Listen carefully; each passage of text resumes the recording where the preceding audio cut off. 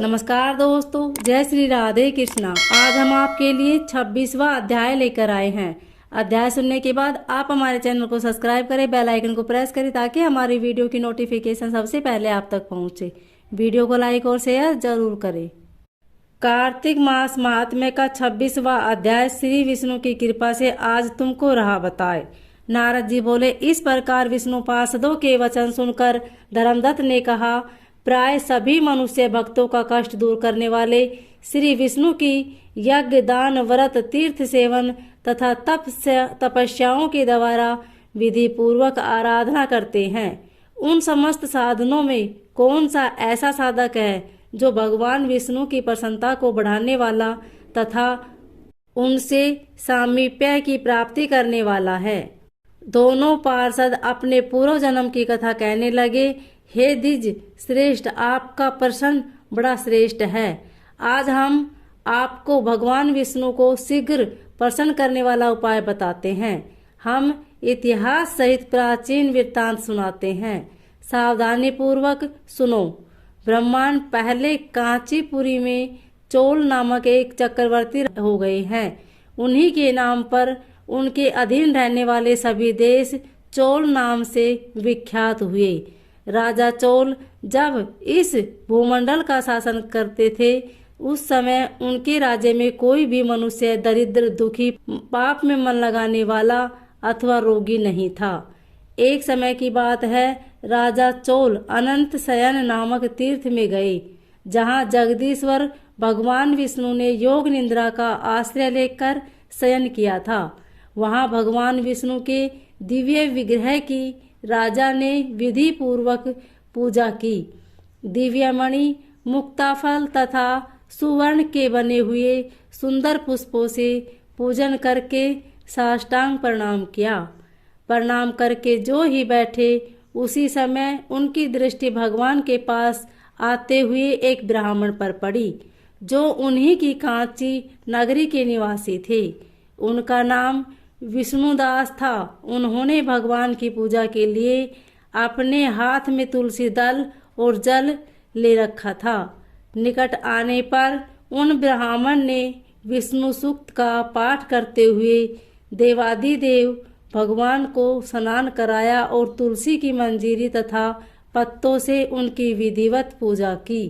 राजा चोल ने जो पहले रत्नों से भगवान की पूजा की थी, वह सब तुलसी पूजा से ढक गई। यह देखकर राजा कुपित होकर बोले, विष्णुदास, मैंने मणियों तथा सुवर्ण से भगवान की जो पूजा की थी, वह कितनी शोभा पा रही थी।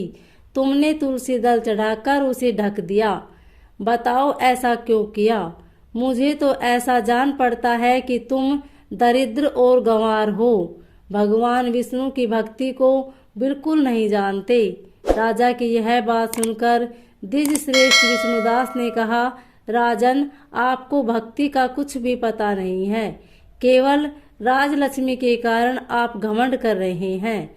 बतलाइए तो, आज से पहले आपने कितने वैष्णव व्रतों का पालन किया है? तब नृपश्रेष्ठ चोल ने हंसते हुए कहा, तुम तो दरिद्र और निर्धन हो।